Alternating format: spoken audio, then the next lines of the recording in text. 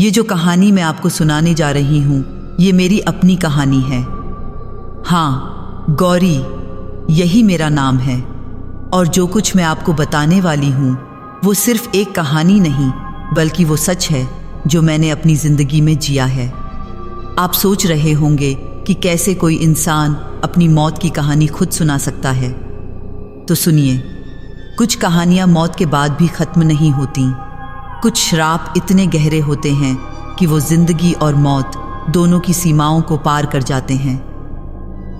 अगर आप इस चैनल पर नए हैं तो कृपया इसे सब्सक्राइब कर लें। ऐसी सच्ची कहानियाँ जो मैं खुद जी चुकी हूँ वो शायद आपको कहीं और नहीं मिलेंगी।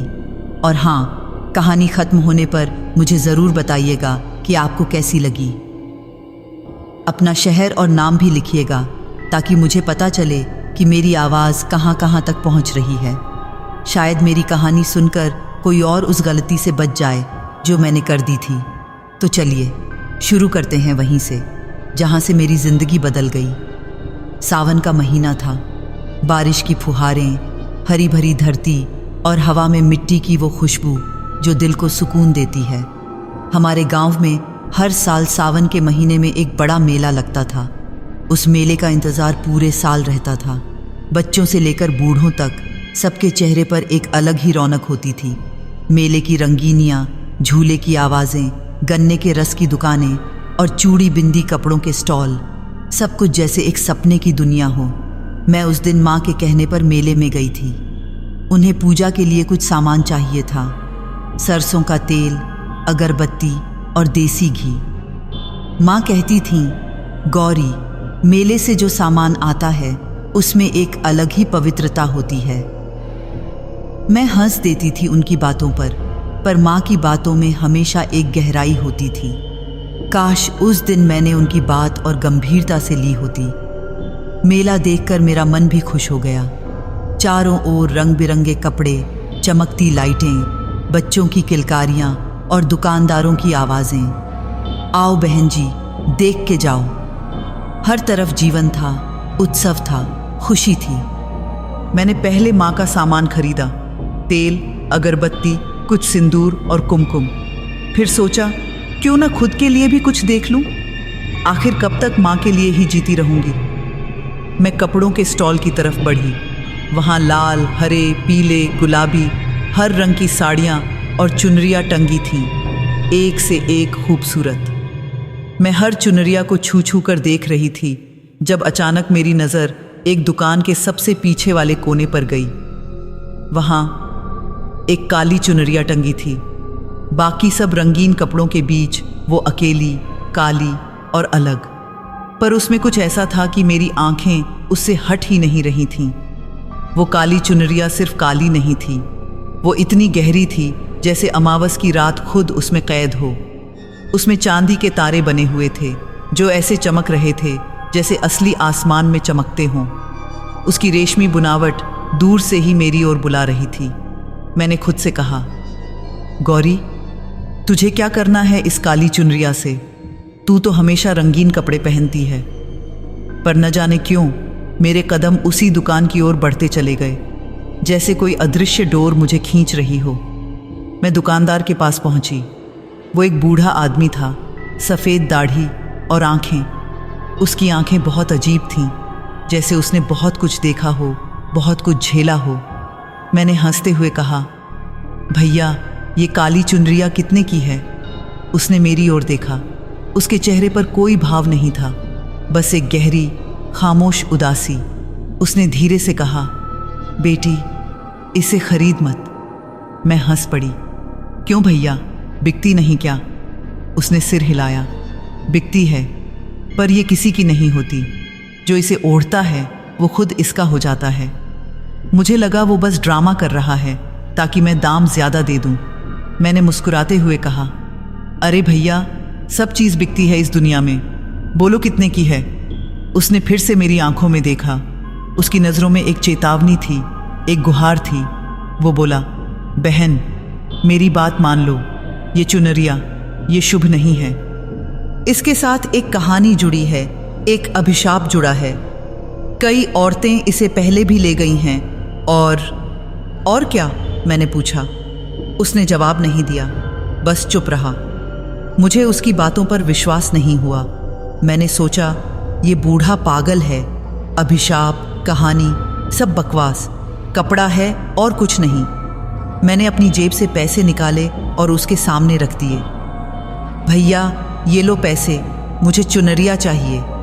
उसने पैसे छुए तक नहीं। उसने कहा अगर लेनी ही है तो ले जाओ, पर याद रखना मैंने मना किया था। मैंने पैसे वहीं छोड़ दिए और वो काली चुनरिया उठा ली। जैसे ही मेरे हाथों ने उसे छुआ, एक अजीब सी ठंडक मेरी रीढ़ में दौड़ गई, पर मैंने उसे नज़रअंदाज कर दिया। मैंने उसे तह करके अपने थैले में रख लिया और वहाँ से चल दी। पीछे मुड़कर देखा तो वो बूढ़ा दुकानदार अब भी मुझे देख रहा था।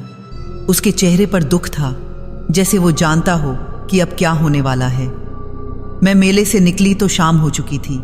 आसमान में नारंगी और गुलाबी रंग घुल रहे थे। हवा में ठंडक थी और मन में एक अजीब सी बेचैनी।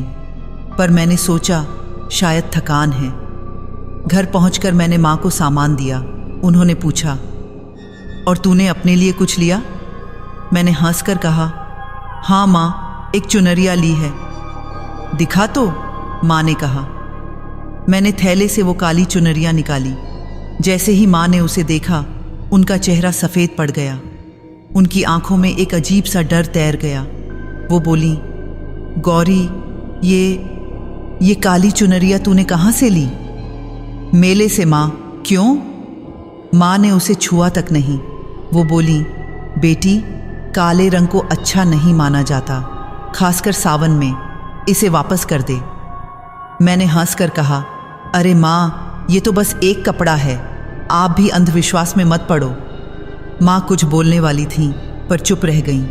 उन्होंने बस इतना कहा, जो तुझे ठीक लगे बेटी, पर सावधान रहना। रात हुई। मैं अपने कमरे में अकेली थी। चांदनी खिड़की से आकर फर्श पर बिछ रही थी। मैंने वो काली चुनरिया खोलकर बिस्तर पर फैला दी। वो इतनी खूबसूरत थी कि मैं खुद को रोक नहीं पाई। मैंने सोचा एक बार पहनकर तो देखूं कैसी लगती है। मैंने आईने के सामने खड़े होकर वो चुनरिया अपने सिर पर डाल ली और उसी पल मेरी दुनिया बदल गई। आप जानते हैं, कुछ चीज़ें होती हैं जिन्हें शब्दों में बयान करना बहुत मुश्किल है। जैसे किसी ने आपको अंदर से बदल दिया हो, पर बाहर से सब कुछ वैसा ही हो। उस रात मेरे साथ कुछ ऐसा ही हुआ। जब मैंने वो काली चुनरिया अपने सिर पर ओढ़ी तो लगा जैसे मेरी रगों में आग दौड़ गई हो। पर ये आग जलाने वाली नहीं थी। ये एक अजीब, नशीली, मदहोश कर देने वाली आग थी। मैं आईने के सामने खड़ी थी। चांदनी की रोशनी में वो काली चुनरिया मेरे शरीर पर ऐसे लिपटी हुई थी जैसे वो मेरी खुद की खाल हो। उसके चांदी के तारे ऐसे चमक रहे थे जैसे असली आसमान उतर आया हो धरती पर। मैंने खुद को आईने में देखा और मैं खुद को पहचान नहीं पाई। मेरे चेहरे पर एक अजीब सी चमक थी। मेरी आंखें जो हमेशा सीधी और साफ रहती थीं, अब कुछ और ही कह रही थीं। उनमें एक गहराई थी, एक रहस्य था, एक खिंचाव था। मेरे होंठ न जाने क्यों अचानक ज़्यादा लाल लग रहे थे और मेरा चेहरा वो चांद की रोशनी में ऐसा चमक रहा था जैसे मैं कोई और ही हूँ। मैंने चुनरिया को छुआ, इतनी मुलायम, इतनी रेशमी। मेरी उंगलियां उस पर फिसल रही थीं और हर बार छूने पर एक अजीब सी सिहरन मेरे पूरे शरीर में दौड़ जाती थी। मैंने सोचा शायद ये सिर्फ थकान है या फिर इस कपड़े की खूबसूरती का असर। पर फिर वो खुशबू आई। मेरे कमरे में अचानक एक मीठी, गहरी, मदहोश कर देने वाली खुशबू फैल गई। ऐसी खुशबू जो मैंने पहले कभी नहीं सूंघी थी। वो इत्र की खुशबू नहीं थी, न ही फूलों की। वो कुछ और थी, कुछ ऐसा जो सीधे दिल और दिमाग में उतर जाए। मैंने इधर उधर देखा पर कहीं कुछ नहीं था। फिर मुझे एहसास हुआ ये खुशबू मुझसे आ रही थी, मेरे अपने शरीर से। मैंने अपनी कलाई को सूंघा, हाँ वही खुशबू। मैंने अपने बालों को सूंघा, वही खुशबू। मेरे पूरे शरीर से वो अजीब, नशीली महक उठ रही थी। और सबसे अजीब बात, मुझे अपने आप को छूने का मन हो रहा था। जैसे मैं खुद एक अजनबी हूं जिसे जानने की इच्छा हो रही है। मैंने झटके से चुनरियां उतारने की कोशिश की, पर जैसे ही मैंने उसे खींचा मुझे लगा जैसे मेरी खुद की खाल खींच रही हो। दर्द नहीं हुआ, पर एक अजीब सा एहसास हुआ, जैसे वो चुनरिया अब मुझसे चिपक गई हो। मैंने फिर कोशिश की, पर नहीं, वो नहीं उतरी। ठीक है, मैंने खुद से कहा, सुबह उतार दूंगी, अभी तो सो जाती हूँ। मैंने लाइट बुझाई और बिस्तर पर लेट गई। चुनरिया अब भी मेरे शरीर पर थी। उसकी रेशमी बुनावट मेरी त्वचा को छू रही थी और हर छुअन पर एक अजीब सी सिहरन दौड़ जाती थी। मुझे नींद नहीं आ रही थी, मेरा मन बेचैन था। शरीर में एक अजीब सी बेचैनी थी जो मैं समझ नहीं पा रही थी। मैं बिस्तर पर करवटें बदलती रही। घड़ी में रात के 12 बज चुके थे। पूरा गांव सो चुका था, बस मैं और वो चांद जो खिड़की से मेरे कमरे में झांक रहा था। तभी दरवाजे पर दस्तक हुई। टक टक टक। मैं चौंक गई। इतनी रात को कौन हो सकता है? मैंने सोचा शायद माँ है, पर माँ तो कभी इतनी रात को मेरे कमरे में नहीं आती। फिर कौन? टक टक टक। दस्तक फिर हुई, इस बार थोड़ी जोर से। मैं बिस्तर से उठी।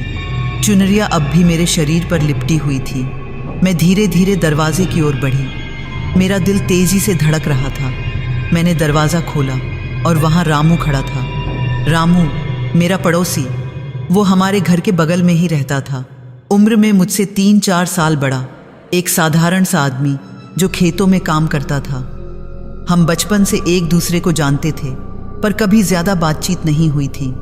वो हमेशा शर्मीला और सीधा साधा रहता था, पर आज वो कुछ और था। उसकी आंखें, मैं कभी नहीं भूल सकती उसकी आंखें। उनमें एक अजीब सी प्यास थी, एक पागलपन था। वो मुझे ऐसे देख रहा था जैसे मैं कोई देवी हूं या फिर कोई शिकार। रामू, मैंने हैरानी से पूछा, तुम यहां इस वक्त? उसने कुछ नहीं कहा, बस मेरी ओर देखता रहा। उसकी सांसें तेज थीं, उसका चेहरा पसीने से भीगा हुआ था। वो बोला, गौरी, तू आज बहुत अलग लग रही है। उसकी आवाज में एक कंपाहट थी, एक बेचैनी थी। वो एक कदम आगे बढ़ा। मुझे पीछे हटना चाहिए था, मुझे दरवाज़ा बंद कर देना चाहिए था, पर मैं वहीं खड़ी रही, जैसे मेरे पैर ज़मीन में जड़ गए हों। रामू, तुम्हें घर जाना चाहिए, मैंने कहा, पर मेरी आवाज़ में वो सख्ती नहीं थी जो होनी चाहिए थी। मेरी आवाज़ मुलायम थी, लुभावनी थी, जैसे मैं उसे बुला रही हूँ, भगा नहीं रही। वो अंदर आ गया। उसने दरवाज़ा अपने पीछे बंद कर दिया। कमरे में फिर वही खुशबू फैल गई, वो मीठी, मदहोश करने वाली खुशबू जो मुझसे निकल रही थी। रामू ने गहरी सांस ली, उसकी आंखें बंद हो गईं। वो बोला, ये खुशबू, ये क्या है गौरी? मैं खुद पर काबू नहीं रख पा रहा। मुझे कुछ समझ नहीं आ रहा था। मैं खुद भी इस सब से हैरान थी। मैंने कहा, रामू प्लीज़ तुम जाओ यहाँ से, ये सब गलत है। पर वो नहीं गया।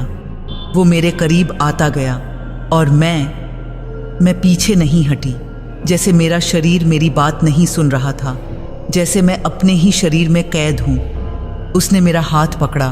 उसकी हथेली गर्म थी, उसकी उंगलियां कांप रही थीं। वो बोला, गौरी, मुझे नहीं पता क्या हो रहा है, पर मैं तुम्हारे बिना नहीं रह सकता। और फिर वो रात बीती। मैं नहीं बताऊंगी कि क्या हुआ। कुछ बातें शब्दों में नहीं कही जाती, पर इतना कहूंगी कि उस रात मैं खुद को नहीं पहचान पाई। मैं कुछ और थी, कोई और थी, जैसे मेरे अंदर कोई दूसरी औरत बैठी हो जो मेरे शरीर को चला रही हो। सुबह हुई। सूरज की पहली किरण खिड़की से अंदर आई। मैं अपने बिस्तर पर लेटी हुई थी। काली चुनरिया अब भी मेरे ऊपर थी। मैंने बगल में देखा, रामू वहाँ लेटा हुआ था, बिल्कुल स्थिर, बिल्कुल खामोश। मैंने उसे हिलाया, रामू, रामू उठो। कोई जवाब नहीं। मैंने उसका कंधा पकड़कर हिलाया। उसका शरीर ठंडा था, बर्फ की तरह ठंडा। मेरा दिल बैठ गया। मैंने उसके चेहरे को देखा। उसकी आंखें खुली हुई थीं, पर उनमें कोई रोशनी नहीं थी। उसके होंठों पर एक मुस्कान थी, एक अजीब, संतुष्ट शांत मुस्कान, जैसे उसने अपनी जिंदगी की सबसे खूबसूरत रात गुजारी हो और अब उसे कुछ नहीं चाहिए। पर वो सांस नहीं ले रहा था। मैं बिस्तर से कूद गई। मेरे हाथ कांप रहे थे। मैं चिल्लाई, रामू रामू, पर वो हिला नहीं। वो मर चुका था। मैंने अपने दोनों हाथ अपने मुंह पर रख लिए। मेरी आंखों में आंसू आ गए। नहीं नहीं, ये नहीं हो सकता। मैं घुटनों के बल बैठ गई। मेरा पूरा शरीर कांप रहा था।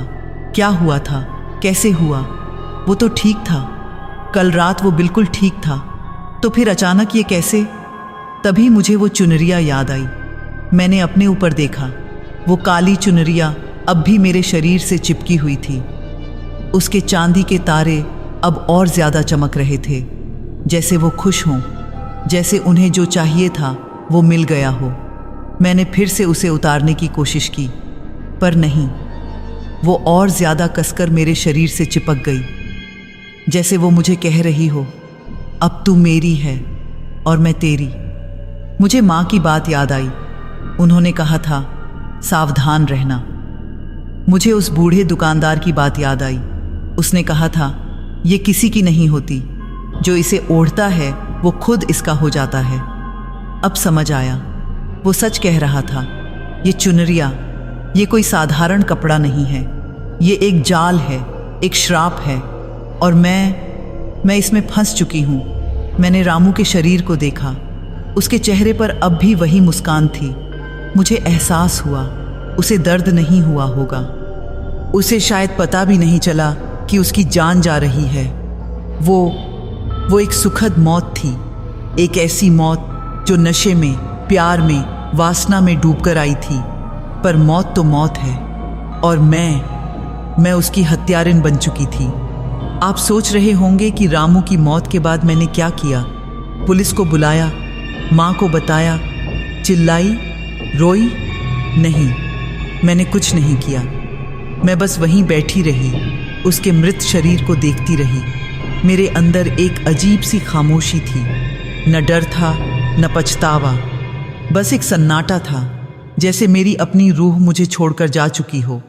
पर सबसे डरावनी बात यह थी कि मेरे अंदर एक हिस्सा, एक छोटा सा हिस्सा संतुष्ट था। हाँ, मैं जानती हूँ ये सुनने में कितना भयानक लगता है, पर यह सच है। मेरे अंदर कुछ था जो खुश था, जो तृप्त था, जैसे मुझे जो चाहिए था वो मिल गया हो। ये मैं नहीं थी, ये वो चुनरिया थी जो मुझ पर हावी हो रही थी। पर फर्क क्या पड़ता है, मैं और वो चुनरिया अब एक ही तो थे। मैंने न जाने कैसे रामू के शरीर को उठाया और खिड़की से बाहर उसके घर के पिछवाड़े में छोड़ दिया। सुबह लोगों ने उसे वहां मरा हुआ पाया। सबने सोचा शायद दिल का दौरा पड़ा होगा या कोई बीमारी। कोई मुझ पर शक नहीं किया। क्यों करता भी, मैं तो बस एक साधारण सी लड़की थी। पर मैं जानती थी सच, और वो काली चुनरिया भी जानती थी। दूसरी रात आई। मैंने सोचा शायद कल वाली बात एक हादसा था, एक अजीब भयानक हादसा। शायद अब सब ठीक हो जाएगा। मैंने फिर से चुनरिया उतारने की कोशिश की। मैंने उसे खींचा, जोर लगाया, यहाँ तक कि कैंची से काटने की भी कोशिश की। पर वो चुनरिया, वो मेरी खाल की तरह चिपकी रही। कैंची उस पर से फिसल गई, जैसे वो कोई साधारण कपड़ा ही नहीं बल्कि कुछ और हो। शाम ढली। मैंने अपने कमरे का दरवाज़ा अंदर से बंद कर लिया। सोचा कि आज कोई नहीं आएगा, पर वो खुशबू, वो फिर से मेरे शरीर से निकलने लगी। वही मीठी, मदहोश करने वाली महक, और इस बार वो और भी तेज थी, जैसे वो हवा में घुल रही हो, दीवारों को पार कर रही हो, पूरे गांव में फैल रही हो। रात के 11 बजे फिर दस्तक हुई। टक टक टक। मेरा दिल धक से रह गया। नहीं, फिर नहीं, मैंने खुद से कहा। मैंने दरवाज़ा नहीं खोला। मैं चुपचाप कोने में बैठ गई, घुटनों में मुंह छुपाकर। दस्तक फिर हुई, इस बार और जोर से। फिर एक आवाज़ आई, गौरी, गौरी दरवाज़ा खोलो। ये मोहन की आवाज़ थी। वो हमारे गांव का ही एक जवान लड़का था, अच्छे घर का, पढ़ा लिखा। उसने कभी मुझसे सीधे बात भी नहीं की थी, हमेशा इज्जत से, दूर से ही मेरा अभिवादन करता था। गौरी, प्लीज, मुझे नहीं पता क्या हो रहा है, पर मैं तुम्हारे बिना नहीं रह सकता। ये खुशबू, ये मुझे पागल कर रही है। उसकी आवाज़ में वही बेचैनी थी, वही पागलपन जो रामू की आवाज़ में था। मैं समझ गई, ये फिर से वही हो रहा है। वो खुशबू उन्हें मेरी ओर खींच रही है, वो चुनरिया उन्हें बुला रही है। मैंने चिल्लाकर कहा, मोहन, जाओ यहाँ से, भाग जाओ, मेरे पास मत आओ। पर वो नहीं गया। दरवाजे पर धक्के लगने लगे। वो पागलों की तरह दरवाज़ा तोड़ने की कोशिश कर रहा था। और फिर दरवाज़ा खुल गया, न जाने कैसे। मैंने बंद किया था, पर वो खुल गया, जैसे किसी अदृश्य शक्ति ने उसे खोल दिया हो। मोहन अंदर आया। उसकी आंखें लाल थीं, उसके बाल बिखरे हुए थे, उसका चेहरा पसीने से भीगा हुआ था। वो मेरी ओर बढ़ा। मैं पीछे हटी, पर कहाँ तक? कमरे की दीवार आ गई। मोहन, प्लीज़, ये सब गलत है, मैंने रोते हुए कहा। पर उसने मेरी बात नहीं सुनी या सुन नहीं सका। वो बोला, गौरी, तुम देवी हो, तुम्हारी खुशबू में जन्नत है। मैं तुम्हें छूना चाहता हूँ, तुम्हें महसूस करना चाहता हूँ। और फिर वही हुआ जो रामू के साथ हुआ था। मैं कुछ नहीं कर पाई। मेरा शरीर मेरी बात नहीं सुन रहा था, जैसे मैं एक कठपुतली हूँ और कोई और मेरे धागे खींच रहा है। सुबह मोहन भी मर चुका था, वैसे ही शांत, ठंडा, होंठों पर मुस्कान, आंखें खुली पर रोशनी गायब। मैं उसके शरीर के पास बैठी रोती रही। मैं हत्यारिन हूँ, मैं हत्यारिन हूँ, मैं खुद से बार बार कह रही थी। पर आंसू नहीं आ रहे थे। मेरी आंखें सूखी थीं, जैसे मेरे अंदर की इंसानियत खत्म हो रही हो। तीसरी रात, चौथी रात, पांचवीं रात, हर रात वही होता रहा।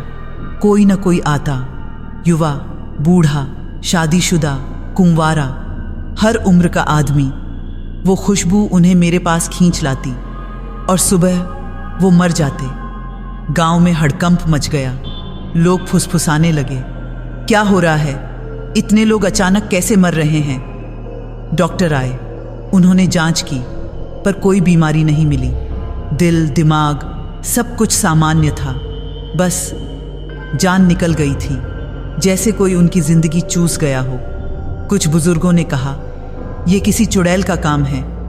कुछ ने कहा, कोई पिशाचिनी है गांव में। पर किसी ने मुझ पर शक नहीं किया, क्योंकि मैं तो बस एक मासूम सी लड़की थी। कौन सोचता कि मैं वो राक्षस बन चुकी हूं? पर लोगों ने एक बात जरूर नोटिस की, जो भी मरा उसकी मौत से पहले वो मेरे घर के आसपास देखा गया था, रात के समय। और धीरे धीरे मेरे बारे में फुसफुसाहटें होने लगीं। गौरी में कुछ गड़बड़ है, उसकी खुशबू, कहते हैं वो बहुत अजीब है। जो भी उसके पास जाता है वापस नहीं आता। सुना है उसकी आंखों में जादू है, मर्द उसे देखते हैं तो पागल हो जाते हैं। ये सब सुनकर मैं और टूट गई। मैं अपने कमरे में बंद रहने लगी, बाहर निकलना बंद कर दिया, खाना पीना छोड़ दिया, बस अपने आप को आईने में देखती रहती। और एक दिन आईने में मैंने वो देखा जो मुझे नहीं देखना चाहिए था। मैं आईने के सामने खड़ी थी, काली चुनरिया मेरे शरीर पर थी। मैंने अपना चेहरा देखा, पर वो मेरा चेहरा नहीं था। आईने में कोई और था। काली आंखें, इतनी काली कि उनमें कोई सफ़ेदी नहीं, लाल होंठ, खून जैसे लाल, और चेहरे पर एक शैतानी मुस्कान, ऐसी मुस्कान जो देखकर रूह कांप जाए। मैं चिल्लाई और पीछे हट गई, पर जब फिर आईने में देखा तो वहाँ मैं ही थी, मेरा अपना चेहरा, साधारण, डरा हुआ, रोता हुआ। ये क्या था? मैंने खुद से पूछा।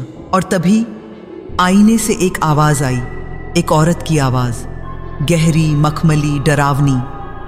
तू अब मेरी है, ये खुशबू तेरा वरदान भी है और श्राप भी। मैं कांप गई। तुम कौन हो? मैंने पूछा। आवाज़ हंसी, एक ठंडी, खोखली हंसी।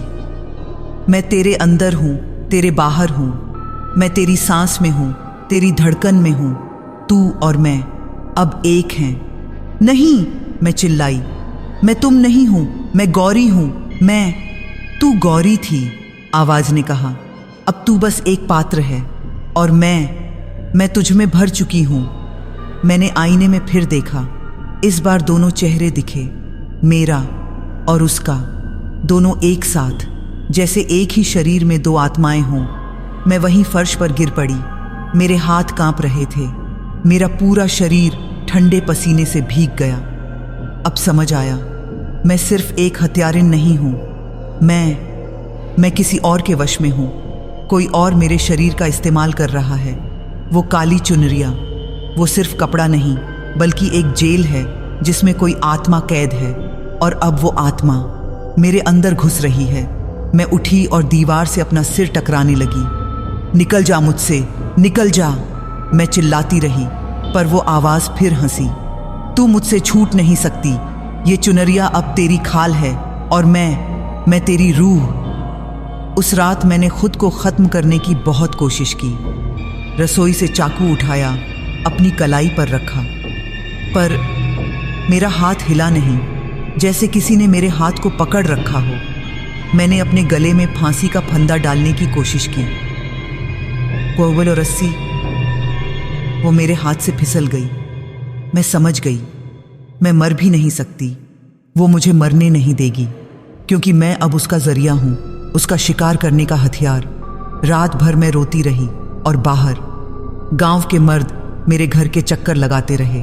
वो खुशबू उन्हें पागल कर रही थी, पर इस बार मैंने दरवाज़ा नहीं खोला। सुबह जब माँ मेरे कमरे में आई तो उन्होंने मुझे फर्श पर बेसुध पड़ा पाया। मेरी आंखें खुली थीं, पर मैं कुछ बोल नहीं पा रही थी। बस उस काली चुनरिया को देखती रही, जो अब मेरी कब्र बन चुकी थी।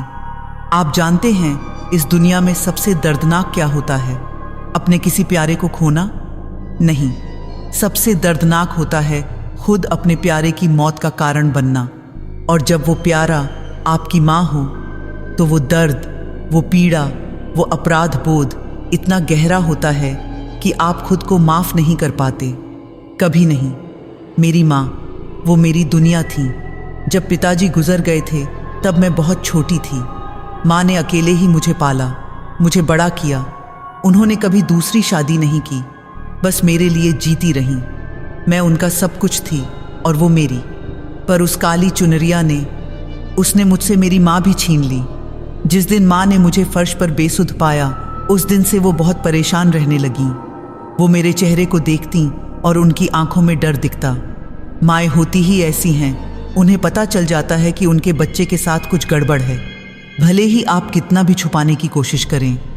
माँ ने मुझसे कई बार पूछा, गौरी तुझे क्या हो गया है? तू इतनी बदल क्यों गई है? मैं क्या जवाब देती, कैसे बताती कि मैं अब वो गौरी नहीं रही जो वो जानती हैं? कैसे कहती कि मैं अब एक राक्षस बन चुकी हूँ जो हर रात किसी की जान ले लेती है? एक दिन माँ ने मेरा हाथ पकड़ा और बोली, बेटी वो चुनरिया उतार दे। मुझे पता नहीं क्यों, पर मुझे उससे बहुत बुरा लगता है। जब से तूने वो ओढ़ी है तब से तू बदल गई है। मैंने रोते हुए कहा, माँ मैं कोशिश कर रही हूँ, पर ये उतरती ही नहीं। माँ को विश्वास नहीं हुआ। उन्होंने कहा, कैसी बात कर रही है? कपड़ा है, कोई जादू थोड़े ही है। चल मैं उतारती हूँ। माँ ने मेरे पास आकर वो काली चुनरिया पकड़ी और जैसे ही उन्होंने उसे खींचने की कोशिश की, एक चीख निकली उनके मुंह से, इतनी तेज, इतनी दर्द भरी कि मेरा दिल बैठ गया। माँ ने अपने हाथ वापस खींचे। उनकी हथेलियों पर जलने के निशान थे, गहरे लाल फफोले पड़ गए थे, जैसे उन्होंने आग छू ली हो। माँ, मैं चिल्लाई और उनके हाथ पकड़ लिए। माँ, मैंने कहा था ना कि ये नहीं उतरेगी। माँ की आंखों में अब डर के साथ साथ समझ भी आ गई। वो समझ गई थी कि ये कोई साधारण कपड़ा नहीं है। वो बोली, गौरी ये क्या है? मैं फूट फूट कर रोने लगी। मैंने माँ को सब कुछ बता दिया, रामू की मौत, मोहन की मौत, बाकी लोगों की मौत, वो खुशबू, वो आवाज़, वो आईने में दिखने वाला चेहरा, सब कुछ। माँ सुनती रहीं। उनका चेहरा सफ़ेद पड़ता गया। जब मैं सब बता चुकी तो उन्होंने मुझे अपनी बाहों में भर लिया। बोली, मेरी बच्ची, मेरी गौरी, तुझ पर क्या बीत रही है? माँ की गोद में मैं बच्चे की तरह रोती रही। मुझे लगा शायद माँ कुछ कर पाएगी, शायद माँ मुझे बचा लेंगी। माँएं तो सब कुछ कर सकती हैं, है ना? पर मैं गलत थी। उस रात माँ ने एक फैसला लिया। उन्होंने कहा, गौरी, आज रात तू मेरे कमरे में सोएगी और मैं तेरे कमरे का दरवाज़ा बाहर से बंद कर दूंगी। अगर कोई तेरे पास नहीं आ सकता तो शायद। मैंने मना किया। माँ, नहीं, आप नहीं जानती वो चुनरिया क्या कर सकती है। प्लीज़ मुझसे दूर रहो। पर माँ नहीं मानी। उन्होंने कहा, तू मेरी बेटी है गौरी, मैं तुझे अकेला नहीं छोड़ सकती। उस रात मैं माँ के कमरे में सोने चली गई। माँ ने मेरे पुराने कमरे का दरवाज़ा बाहर से ताला लगाकर बंद कर दिया। सोचा शायद इससे कोई फ़र्क पड़े, पर रात को वही हुआ जो रोज़ होता था। आधी रात को मुझे एक अजीब सी बेचैनी होने लगी। मेरे शरीर से फिर वो खुशबू निकलने लगी। माँ सो रही थी मेरे बगल में। मैंने उन्हें हिलाकर उठाने की कोशिश की। माँ उठो, कुछ गड़बड़ है। पर माँ नहीं उठी, जैसे वो गहरी नींद में हों, जैसे किसी ने उन्हें सुला दिया हो। मैं उठकर खड़ी हो गई। मेरा शरीर अब मेरे काबू में नहीं था। मैं अपने आप चलने लगी। मेरे कदम खुद ब खुद माँ के कमरे से बाहर निकले। सीढ़ियाँ उतरी और मैं अपने पुराने कमरे के दरवाजे के सामने आकर रुकी। दरवाज़ा बंद था, बाहर से ताला लगा हुआ था, पर दरवाज़ा खुल गया खुद ब खुद, जैसे वो ताला कभी था ही नहीं। मैं अंदर चली गई और वहाँ कोई खड़ा था। अंधेरे में मुझे साफ दिख नहीं रहा था, पर मुझे पता था कि कोई है। मैं बोलना चाहती थी, चिल्लाना चाहती थी, भागना चाहती थी, पर मेरा शरीर वो किसी और के काबू में था। और तभी वो आगे बढ़ा। चांदनी की रोशनी में मैंने उसका चेहरा देखा और मेरी रूह कांप गई। वो कोई आदमी नहीं था, वो एक परछाई थी, एक काली धुंधली परछाई जिसका कोई चेहरा नहीं था। बस 2 चमकती हुई लाल आंखें। वो मेरे करीब आया। उसके शरीर से एक सड़ांध आ रही थी, मौत की सड़ांध। वो बोला, उसकी आवाज़ गहरी और खोखली थी, तू अच्छा शिकार है। तूने बहुतों को मेरे पास भेजा है, अब मैं खुद तुझे धन्यवाद देने आया हूँ। मैं चीखना चाहती थी, पर मेरे मुंह से आवाज़ नहीं निकली। वो और करीब आया। उसने अपना हाथ बढ़ाया और मेरा चेहरा छुआ। उसका स्पर्श बर्फ से भी ठंडा था। मुझे लगा जैसे मेरी जान निकल जाएगी, पर तभी ऊपर से एक आवाज़ आई। गौरी, माँ की आवाज़ थी। वो परछाई पीछे हट गई। मैं अचानक अपने शरीर पर फिर से काबू पा सकी। मैं पीछे भागी और सीढ़ियाँ चढ़ने लगी। माँ ऊपर खड़ी थी, उनके हाथ में दिया था। वो बोली, गौरी जल्दी आ। मैं माँ के पास पहुँची। उन्होंने मुझे अपने पीछे कर लिया और उस परछाई की ओर देखा जो अब सीढ़ियों पर चढ़ रही थी। माँ ने दिया उसकी ओर किया, पर वो रुकी नहीं। वो आती रही, धीरे धीरे पर लगातार।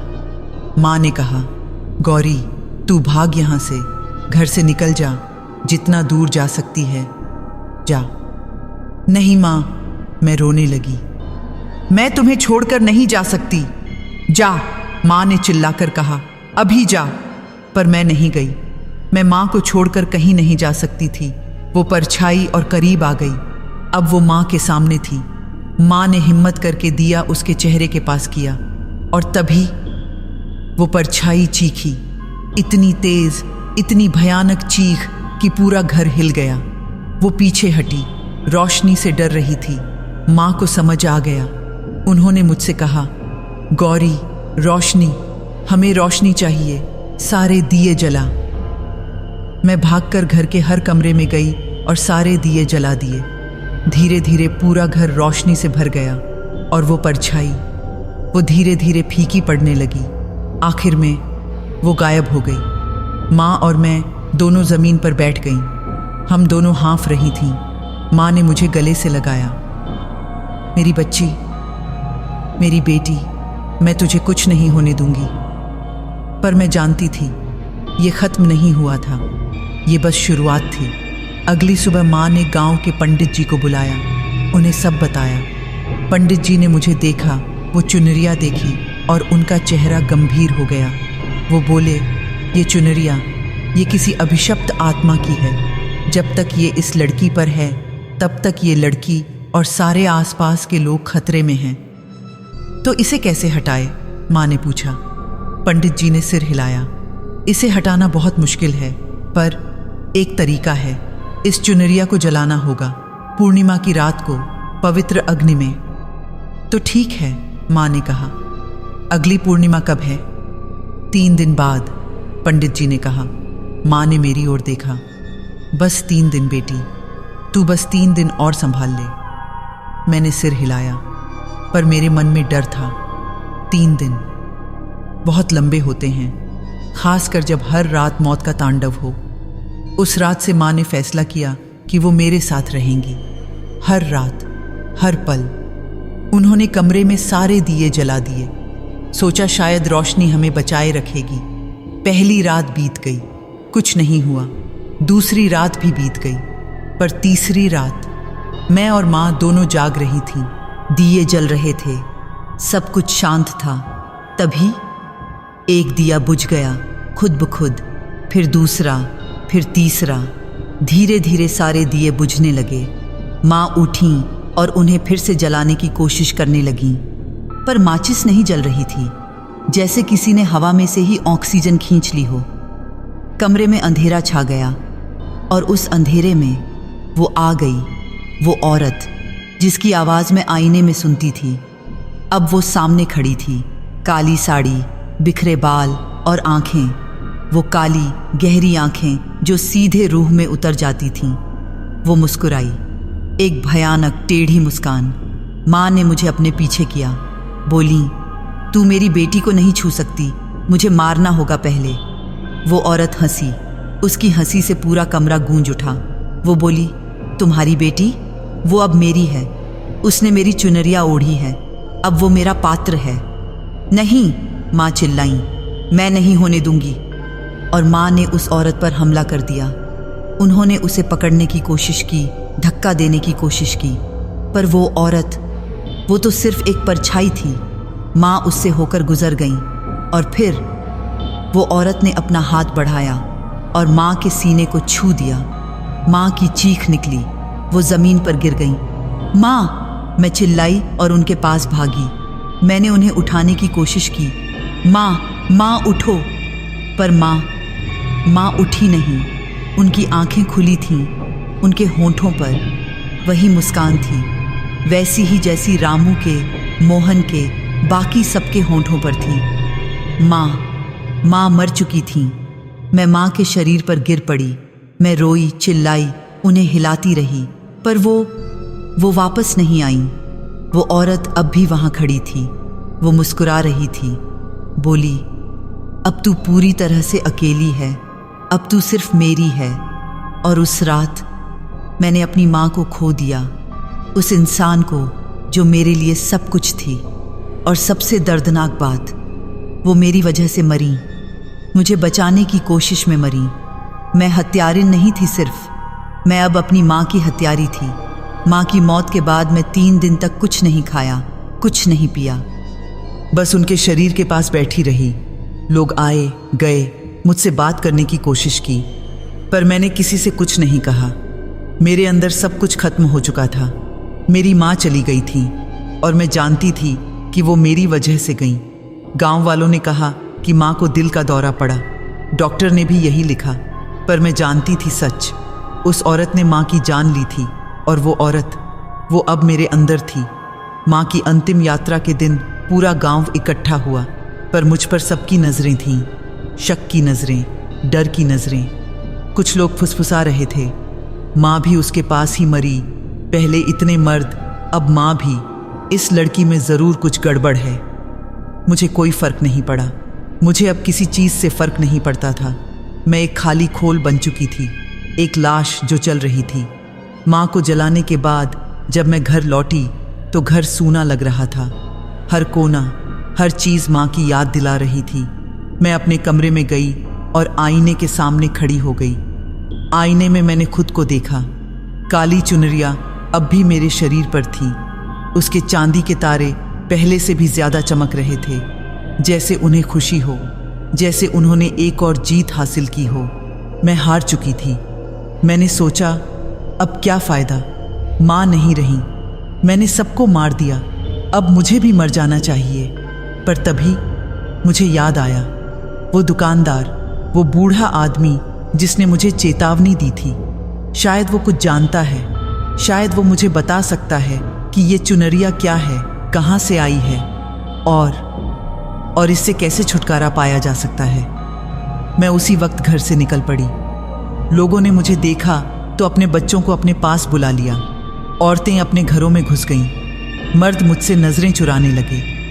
मैं समझ गई, अब मैं गांव के लिए एक शाप बन चुकी थी। मेला अब नहीं था, पर वो दुकानें अब भी वहीं थीं। मैं उस जगह पहुंची जहां से मैंने चुनरिया खरीदी थी, पर वो दुकान नहीं थी। वहां सिर्फ एक खाली जगह थी, कुछ टूटे हुए लकड़ी के तख्ते, कुछ फटे कपड़े। बस मैं हैरान रह गई, ये कैसे हो सकता है, यहाँ तो दुकान थी। मैंने पास की एक दुकान वाले से पूछा, भैया वो बूढ़े दुकानदार की दुकान कहाँ है जो यहाँ थी? वो आदमी मुझे अजीब नज़रों से देखने लगा। बोला, बहन यहाँ कोई दुकान नहीं थी, ये जगह तो पिछले 10 साल से खाली है। नहीं, मैंने कहा, यहाँ एक बूढ़ा आदमी था, सफ़ेद दाढ़ी वाला, उसकी कपड़ों की दुकान थी। उस आदमी ने सिर हिलाया। बहन तुम्हें कुछ गलतफहमी हुई है, यहाँ कोई नहीं था। मैं वहाँ से हटी और इधर उधर देखने लगी। मुझे वो बूढ़ा मिलना था। मैंने सारे मेले की जगह छान मारी, हर दुकानदार से पूछा, पर किसी ने उस बूढ़े को नहीं देखा था, किसी को उसकी याद नहीं थी। मैं निराश होकर एक पेड़ के नीचे बैठ गई। क्या वो सच में था या मैं पागल हो रही हूँ? तभी एक आवाज़ आई पीछे से, तू पागल नहीं है बेटी, मैं सच में था। मैं पलटी। वो बूढ़ा दुकानदार वहाँ खड़ा था, उसकी वही सफ़ेद दाढ़ी, वही थकी हुई आंखें, पर अब उसमें कुछ अलग था, एक धुंधलापन, जैसे वो पूरी तरह से ठोस नहीं है। मैं उठकर उसके पास भागी। आप कहाँ थे? मैं आपको ढूंढ रही थी। उसने मुस्कुराकर कहा, मैं हमेशा यही हूँ, पर सिर्फ वो ही मुझे देख सकते हैं जो उस चुनरिया से जुड़े हैं। मतलब उसने कहा कि मैं भी कभी जीवित था और मैंने भी वो गलती की थी जो तूने की। मेरा दिल बैठ गया। आपने भी वो चुनरिया? उसने सिर हिलाया। 50 साल पहले मैं एक युवा व्यापारी था। एक दिन मुझे एक महल के खंडहर में वो चुनरिया मिली। मैंने सोचा इतनी खूबसूरत चीज़ बेचकर बहुत पैसा मिलेगा, पर जैसे ही मैंने उसे छुआ वो मेरे साथ जुड़ गई। तो फिर आप? हाँ, उसने कहा, मैं भी वही बना जो तू अब बनी है। मैंने भी कई लोगों की जान ली। मेरा परिवार, मेरे दोस्त, सब खत्म हो गए। आखिर में जब मेरे पास कुछ नहीं बचा तो मैंने खुदकुशी कर ली। पर आप यहाँ कैसे? क्योंकि उसकी आवाज़ गंभीर हो गई। वो चुनरिया अभिशाप है। जो इसे ओढ़ता है वो सिर्फ जिंदगी में नहीं, मौत के बाद भी इससे बंधा रहता है। मेरी आत्मा इसी जगह भटक रही है और तेरी भी यही हाल होगा। मैं घुटनों के बल बैठ गई। नहीं, मुझे बचा लीजिए, प्लीज़, मुझे इससे छुटकारा दिला दीजिए। उसने मेरा कंधा छुआ। उसका स्पर्श ठंडा था, पर उसमें करुणा थी। वो बोला, सुन बेटी, मैं तुझे वो सच बताता हूँ जो मुझे बहुत देर से पता चला। बताइए प्लीज़। उसने गहरी सांस ली और कहानी शुरू की। बहुत पहले, कोई 200 साल पहले, यहाँ एक राजा था। उसकी रानी बेहद खूबसूरत थी। उसकी खूबसूरती दूर दूर तक मशहूर थी, पर वो रानी अपने पति से प्यार नहीं करती थी। उसका दिल किसी और में बसता था, एक सेनापति में। मैं चुपचाप सुनती रही। रानी और सेनापति का प्रेम गुप्त था, पर एक दिन राजा को पता चल गया। राजा को बहुत गुस्सा आया। उसने सेनापति को मरवा दिया और उसने रानी को एक कमरे में बंद कर दिया। उस कमरे में कोई खिड़की नहीं थी, कोई दरवाज़ा नहीं था, सिर्फ अंधेरा था। रानी को वहाँ भूख प्यास से मरने के लिए छोड़ दिया गया। मेरा गला सूख गया। रानी वहां तड़पती रही, रोती रही, अपने प्रेमी को याद करती रही, पर कोई नहीं आया। धीरे धीरे उसका दिमाग खराब हो गया। उसे लगने लगा कि अगर वो मर गई तो वो अपने प्रेमी से कभी नहीं मिल पाएगी। तो उसने एक काम किया। क्या? उसने अपनी काली चुनरिया में अपनी पूरी आत्मा, अपना पूरा प्यार और अपनी पूरी नफरत भर दी। उसने श्राप दिया कि जो भी इस चुनरिया को ओढ़ेगा वो उसकी वासना का रूप बन जाएगा। वो औरत मर्दों को अपनी ओर खींचेगी और उनकी जान ले लेगी, क्योंकि रानी को लगता था कि अगर उसे प्यार नहीं मिल सकता तो किसी और को भी नहीं मिलना चाहिए। तो वो औरत, वो जो मुझे आईने में दिखती है, वही रानी है, बूढ़े ने कहा। उसकी आत्मा अब भी उस चुनरिया में कैद है और जो भी इसे ओढ़ता है वो उसका पात्र बन जाता है। वो उसके शरीर का इस्तेमाल करके अपनी वासना और अपना बदला पूरा करती है। मैं हाथों से अपना मुंह ढक कर रोने लगी। तो मैं उसकी गुलाम हूं? मैं कभी इससे छुटकारा नहीं पा सकती? बूढ़े ने कुछ देर चुप रहकर कहा, एक रास्ता है, पर वो बहुत खतरनाक है। मैंने तुरंत पूछा, कौन सा रास्ता? मैं कुछ भी करने को तैयार हूं। तुझे उस जगह पर जाना होगा जहां रानी मरी थी। वो खंडहर अब भी मौजूद है।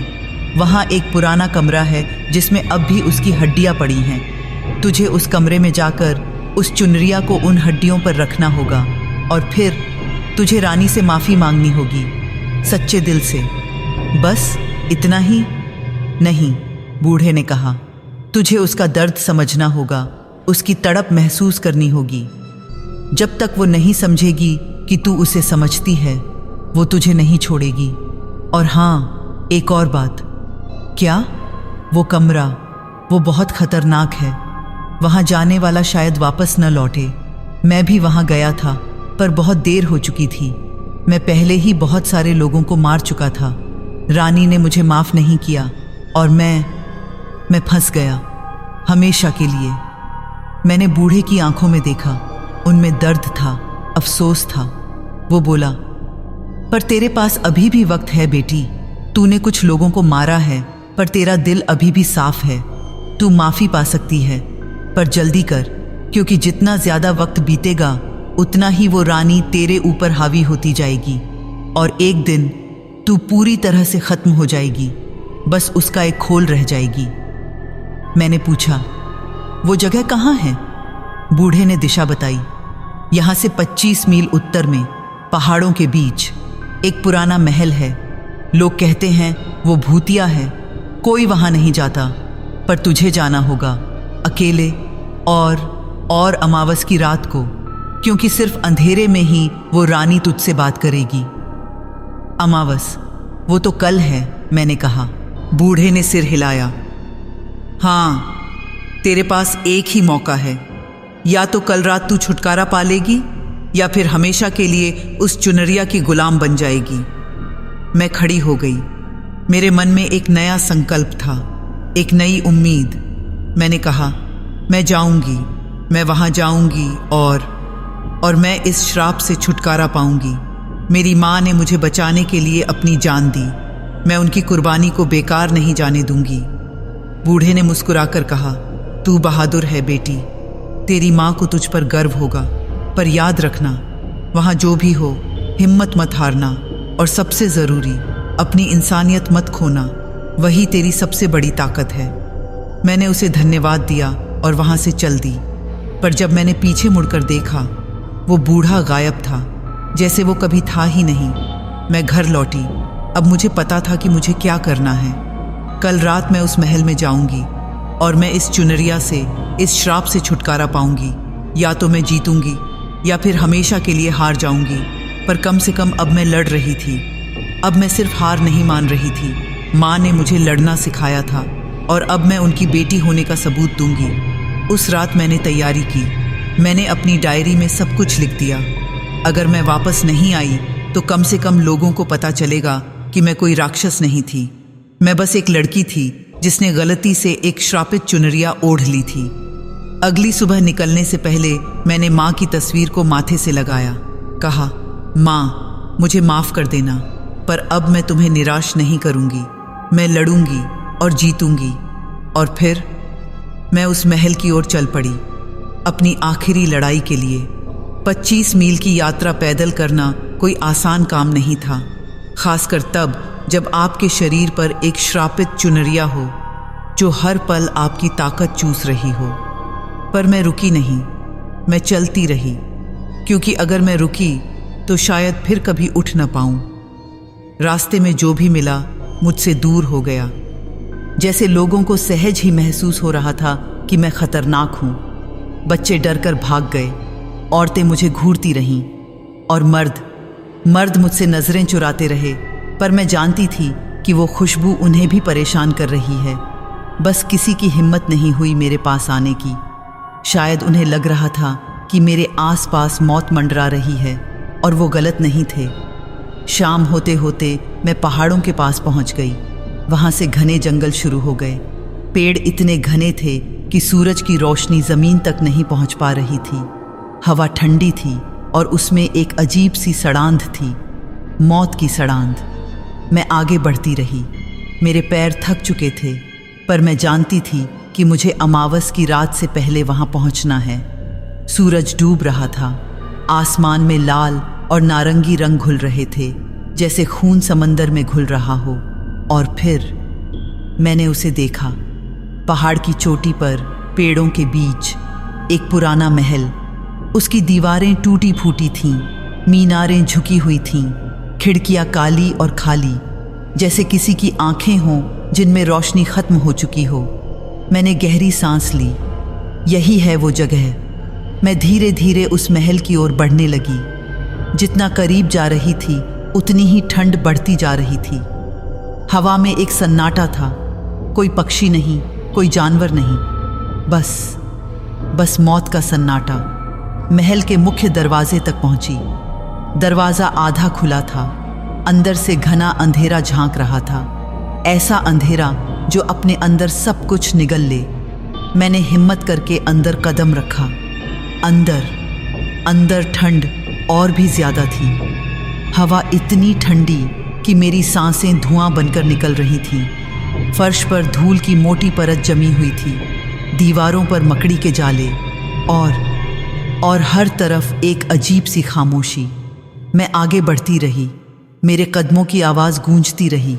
हर कदम पर मुझे लग रहा था जैसे कोई मुझे देख रहा है, कोई मेरे पीछे है। पर जब भी मैं पीछे मुड़ती वहाँ कोई नहीं होता। मैं एक लंबे गलियारे से गुजरी। दोनों तरफ कमरों के दरवाजे थे, कुछ खुले, कुछ बंद। अंदर से सिर्फ अंधेरा दिख रहा था। मैंने बूढ़े की बातें याद की। वो कमरा जहाँ रानी मरी थी, वहाँ उसकी हड्डियाँ अब भी पड़ी हैं। पर कौन सा कमरा? इतने सारे कमरे हैं यहाँ। तभी मुझे एक आवाज़ सुनाई दी, बहुत धीमी, बहुत दूर से। एक औरत के रोने की आवाज़। मैं रुक गई। दिल तेजी से धड़कने लगा। वो आवाज़ फिर आई, इस बार थोड़ी नज़दीक। मैं उस आवाज़ की दिशा में चलने लगी। गलियारा ख़त्म हुआ। सीढ़ियाँ शुरू हुईं, नीचे की ओर जाती हुई तहखाने में। मैं सीढ़ियाँ उतरने लगी। हर सीढ़ी पर मुझे लग रहा था जैसे मैं मौत के मुंह में जा रही हूँ। अंधेरा और गहरा होता जा रहा था, ठंड और बढ़ती जा रही थी। और फिर मैं एक दरवाजे के सामने खड़ी थी। एक भारी लकड़ी का दरवाज़ा। उस पर लोहे की जंजीरें लटकी हुई थीं, पर वो टूटी हुई थीं, जैसे किसी ने बहुत पहले उन्हें तोड़ दिया हो। रोने की आवाज़ अब बहुत साफ थी। वो इसी दरवाजे के पीछे से आ रही थी। मैंने दरवाजे को धक्का दिया। वो धीरे धीरे खुला, एक भयानक चरमराहट के साथ। और अंदर एक छोटा सा कमरा था। कोई खिड़की नहीं, कोई रोशनी नहीं, बस 4 दीवारें। और फर्श के बीचों बीच एक ढेर था, हड्डियों का ढेर। मेरी सांस रुक गई। मैं धीरे धीरे अंदर गई। कमरे की हवा भारी थी, जैसे 200 साल की पीड़ा, 200 साल का दर्द, 200 साल का अकेलापन उसमें घुला हो। मैं उन हड्डियों के पास घुटनों के बल बैठ गई। यही थी वो रानी जो कभी बेहद खूबसूरत थी, जिसकी खूबसूरती पर दुनिया मर मिटती थी। अब बस कुछ हड्डियां रह गई थीं और एक अभिशाप। मैंने बूढ़े की बात याद की। चुनरिया को उन हड्डियों पर रखना होगा। मैंने कोशिश की। मैंने अपने हाथों से चुनरिया को पकड़ा और खींचने की कोशिश की, पर वो मेरी खाल की तरह चिपकी रही। जितना खींचती उतना ही दर्द होता। मैं रोने लगी। प्लीज़ प्लीज़ उतर जा, मुझे छोड़ दे। तभी वो आवाज़ आई, वही आवाज़ जो मैं आईने में सुनती थी। क्यों छोड़ दूँ? मैंने सिर उठाकर देखा। कमरे के कोने में वो खड़ी थी, काली साड़ी, बिखरे बाल और वो गहरी काली आंखें। रानी। वो मुस्कुरा रही थी, एक दुखी कड़वी मुस्कान। तुम सोचती हो मैं तुम्हें छोड़ दूंगी? क्यों? तुम मुझसे अलग कैसे हो? मैंने कहा, मैं आपसे अलग हूं। मैं एक हत्यारिन नहीं बनना चाहती। पर बन तो चुकी हो। वो बोली, तुमने कितने लोगों को मारा, गिनती याद है? मेरी आंखों में आंसू आ गए। वो मेरी गलती नहीं थी, मेरी भी नहीं थी, उसने चिल्लाकर कहा। अचानक उसकी आवाज में इतना दर्द था कि मेरी रूह कांप गई। मैंने भी तो सिर्फ प्यार किया था, क्या वो गुनाह था? वो मेरे करीब आई, उसकी आंखों में आंसू थे। मुझे प्यार हुआ, बस इतना ही। क्या ये मेरा कसूर था? क्या इसकी सज़ा ये थी कि मुझे यहाँ बंद करके मरने के लिए छोड़ दिया जाए? मैंने उसकी ओर देखा। पहली बार मैंने उसमें एक इंसान देखा, एक औरत देखी जिसके साथ बहुत बड़ा अन्याय हुआ था। मैं समझती हूँ, मैंने कहा। आपके साथ जो हुआ वो गलत था, आप निर्दोष थीं। तो फिर क्यों? उसने रोते हुए कहा, क्यों मुझे इतनी सज़ा मिली? मैं यहाँ अकेली मरी, भूख से, प्यास से, अंधेरे में। मेरी चीखें सुनने वाला कोई नहीं था, मेरे आंसू पोंछने वाला कोई नहीं था। मैं चाहती थी कि किसी को मेरा दर्द महसूस हो, कि किसी को पता चले कि अकेले मरना कैसा होता है। मैं उठकर उसके करीब गई। आपको दर्द हुआ, बहुत दर्द हुआ, पर आप और लोगों को भी तो वही दर्द दे रही हैं। वो लोग जो आपकी चुनरिया ओढ़ते हैं, वो भी तो निर्दोष हैं। निर्दोष? वो हंसी, एक खोखली, दर्द भरी हंसी। कोई निर्दोष नहीं है। हर किसी ने किसी न किसी का दिल तोड़ा है, हर किसी ने किसी को दर्द दिया है। हाँ, मैंने कहा, पर क्या इसका मतलब ये है कि सबको सज़ा मिलनी चाहिए? क्या आपका दर्द और किसी को दर्द देकर कम हो जाएगा? वो चुप हो गई। उसकी आंखों में कुछ बदला, शायद संदेह, शायद सोच। मैं आगे बढ़ी। देखिए, मैं जानती हूँ आपने क्या झेला है। मुझे नहीं पता वो दर्द कितना गहरा रहा होगा, यहाँ अकेले, अंधेरे में, बंद, अपने प्यार को खोकर, अपनी जान गंवाकर। पर अब आप और कितने लोगों को वही सज़ा देंगी? आपको शांति कब मिलेगी? उसकी आंखों से आंसू बहने लगे। वो बोली, मुझे शांति नहीं चाहिए, मुझे सिर्फ अपना प्यार चाहिए। मेरा सेनापति, वो कहाँ है? मैं उससे मिलना चाहती हूँ। मेरा दिल भर आया। मैंने कहा, शायद वो आपका इंतज़ार कर रहा है, पर आप जब तक इस दुनिया से बंधी रहेंगी तब तक उससे कैसे मिलेंगी? वो रुकी। उसने मुझे देखा। मतलब? आप अपने आप को माफ़ कर दीजिए, मैंने कहा। आपने कोई गुनाह नहीं किया। प्यार करना गुनाह नहीं है। जो लोग आपको सज़ा देने वाले थे वो गलत थे, पर अब उन लोगों को सज़ा देने के लिए आप खुद को सज़ा दे रही हैं। आप यहाँ बंधी हुई हैं, इस चुनरिया में, इस श्राप में। आपको खुद को आज़ाद करना होगा। वो फर्श पर बैठ गई, उसका चेहरा हाथों में छुपा लिया और वो रोने लगी, ज़ोर ज़ोर से। 200 सालों का दर्द, 200 सालों की तड़प सब निकल रही थी।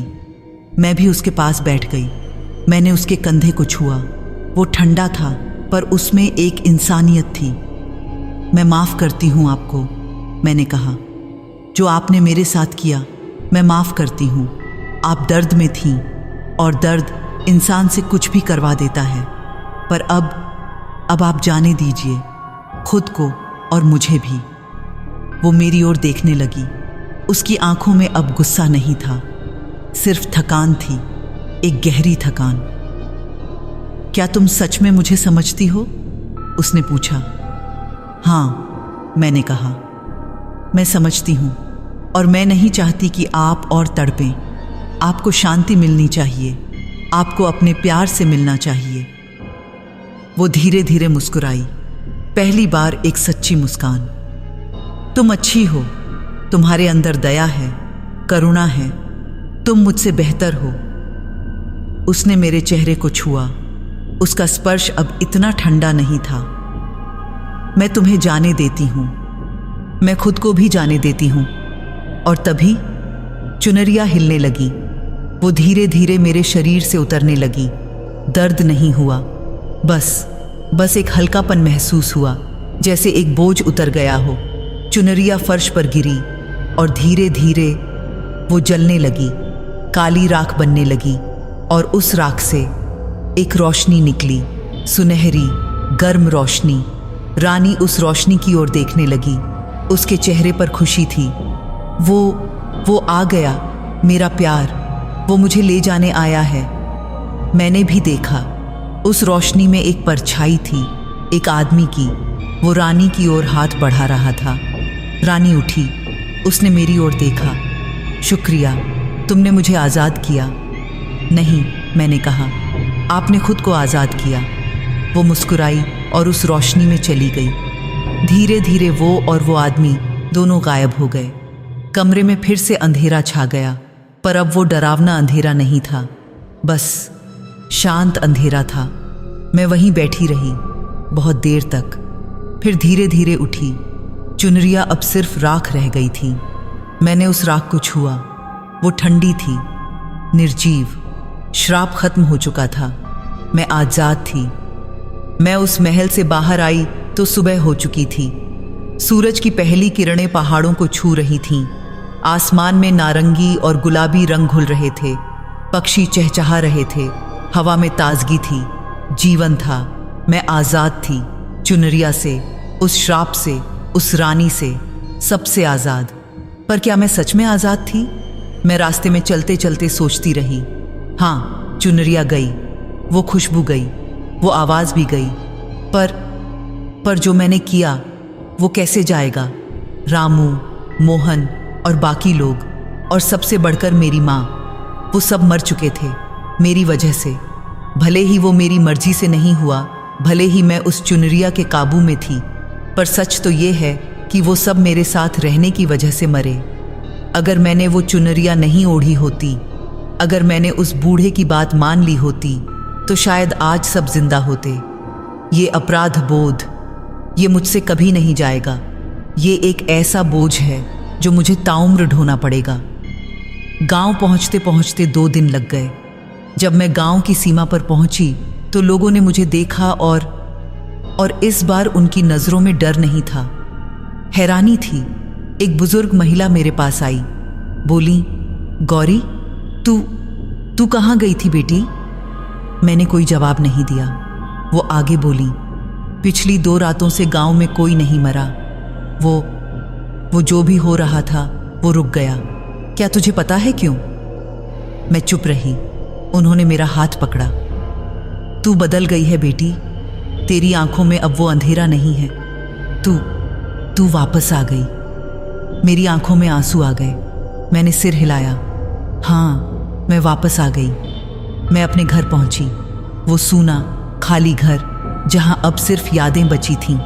माँ की यादें, उनकी हंसी, उनकी डांट, उनका प्यार, सब कुछ इन दीवारों में कैद था। मैं माँ के कमरे में गई, उनके बिस्तर पर बैठ गई, उनके कपड़ों को छुआ। उनकी खुशबू अब भी थी। मैंने उनकी तस्वीर उठाई और सीने से लगा ली। माँ, मैं आज़ाद हो गई। पर आप नहीं हो। मैं आपको वापस नहीं ला सकती। मैं आपको खो दिया। मैं फूट फूट कर रोने लगी। इस बार कोई रोकने वाला नहीं था, कोई समझाने वाला नहीं था। बस मैं, मेरी तन्हाई और मेरा अपराध बोध। रात हुई।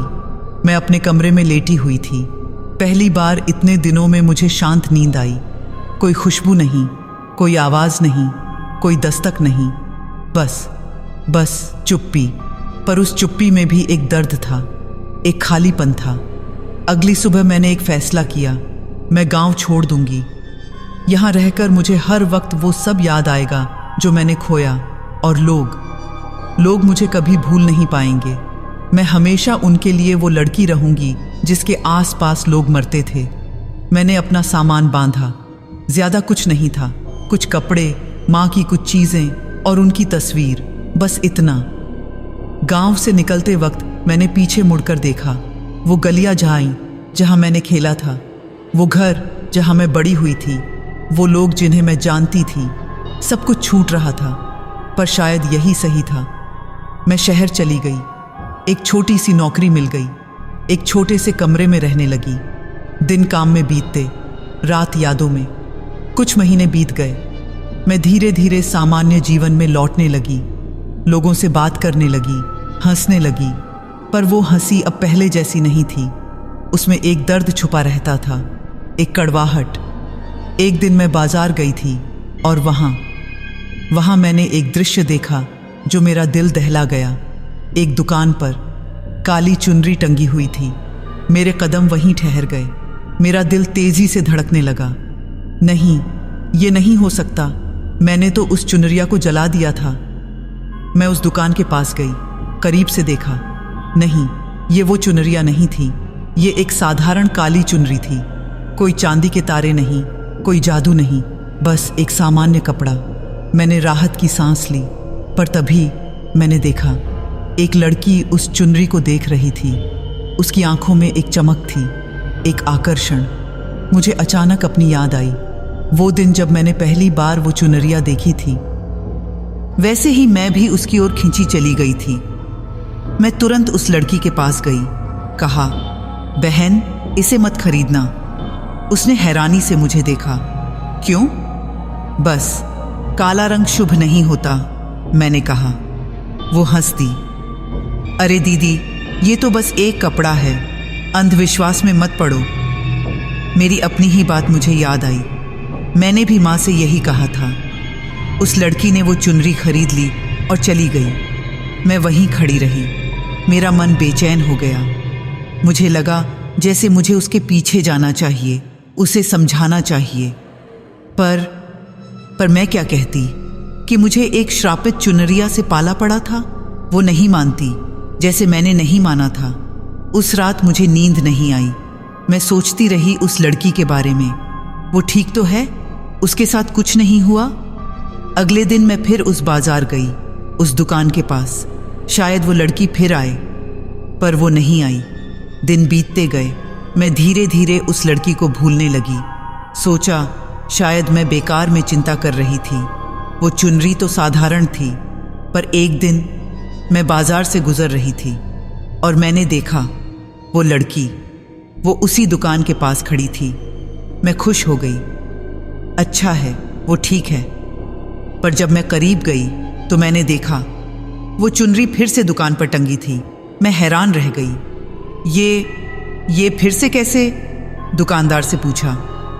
भैया, ये चुनरी किसी ने वापस की क्या?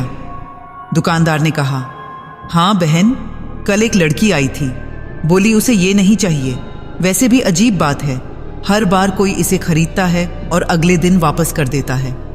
मेरी रीढ़ में ठंडक दौड़ गई। हर बार? हाँ, पिछले महीने से 4-5 लोग इसे खरीद चुके हैं, पर सब वापस कर गए। मैंने उस चुनरी को गौर से देखा। नहीं, ये वो नहीं थी, पर फिर भी कुछ अजीब था। मैंने कहा, भैया, मुझे ये चुनरी चाहिए। दुकानदार ने हैरानी से देखा। पर आप ही तो मना कर रही थीं। बस दे दीजिए, मैंने कहा। मैंने वो चुनरी ली और घर आ गई। रात को मैंने उसे जला दिया, पूरी तरह से राख कर दिया। सोचा शायद अब कोई और नहीं खरीदेगा। पर अगले हफ्ते जब मैं फिर उस बाजार गई तो एक और काली चुनरी उसी दुकान पर टंगी थी। मैं समझ गई ये कभी खत्म नहीं होगा। काली चुनरियाँ हमेशा रहेंगी और हमेशा कोई ना कोई उन्हें खरीदेगा, क्योंकि इंसान का स्वभाव है, वो मना की हुई चीज़ की ओर ज़्यादा खिंचता है। आज भी जब मैं बाज़ारों में जाती हूँ तो कभी कभी काली चुनरियाँ देखती हूँ और कभी कभी किसी लड़की को उन्हें देखते हुए पाती हूँ। उनकी आंखों में वही चमक होती है, वही आकर्षण। मैं उनके पास जाती हूँ, कहती हूँ, बहन, इसे मत खरीदना। कुछ सुन लेती हैं, कुछ नहीं, और जो नहीं सुनती मैं उनके लिए प्रार्थना करती हूँ। तो ये थी मेरी कहानी, काली चुनरिया की कहानी। मैं आज़ाद हो गई, पर मेरे अंदर के घाव अब भी हैं। माँ की याद, उन लोगों की याद जो मेरी वजह से मर गए, ये सब मुझे हर रात सोने नहीं देते। पर मैं जिंदा हूँ और मैं दूसरों को बचाने की कोशिश करती हूँ। शायद यही मेरा प्रायश्चित है। अगर आप कभी किसी काली चुनरिया को देखें, किसी पुरानी, अजीब, बहुत ज़्यादा आकर्षक चीज़ को देखें, तो प्लीज़ उससे दूर रहिएगा, क्योंकि कुछ चीज़ें खूबसूरत होने के साथ साथ खतरनाक भी होती हैं। और हाँ, आज सावन का मेला फिर से लग रहा है। मैंने सुना है कि वहाँ एक नई दुकान लगी है और उस दुकान पर एक बहुत खूबसूरत काली चुनरिया टंगी है, चांदी के तारों वाली। लोग कहते हैं कि वो दुकानदार बूढ़ा है, सफ़ेद दाढ़ी वाला, और वो हर खरीदार को चेतावनी देता है, पर कोई नहीं सुनता। आज एक लड़की ने वो चुनरिया खरीदी। उसका नाम प्रिया है, बहुत खूबसूरत लड़की। उसकी माँ ने मना किया, पर उसने नहीं सुना। और आज अमावस की रात है। मुझे डर लग रहा है, क्योंकि मैं जानती हूँ कल सुबह गांव में एक और खबर होगी, एक और मौत, और प्रिया अपनी कहानी शुरू करेगी, वैसे ही जैसे मैंने की थी। क्योंकि काली चुनरिया वो कभी नहीं मरती, वो बस एक शरीर से दूसरे शरीर में जाती रहती है, एक आत्मा से दूसरी आत्मा में। और शायद ये हमेशा ऐसे ही चलता रहेगा, जब तक इंसान लालच करता रहेगा, जब तक इंसान चेतावनियों को नज़रअंदाज करता रहेगा। तो ये थी मेरी कहानी, गौरी की कहानी, काली चुनरिया की कहानी। अब आप मुझे बताइए, आपको ये कहानी कैसी लगी? और क्या आप भी कभी किसी ऐसी चीज़ के चक्कर में फंसे हैं जो खूबसूरत थी पर खतरनाक भी? मुझे कमेंट में ज़रूर बताइएगा। अपना नाम और शहर भी लिखिएगा। और हाँ, अगर आपको कभी कोई काली चुनरिया दिखे तो भाग जाइएगा। जितना दूर भाग सकते हैं भाग जाइएगा, क्योंकि कुछ चीज़ों से बचना ही बेहतर है। कुछ खूबसूरती मौत की होती है।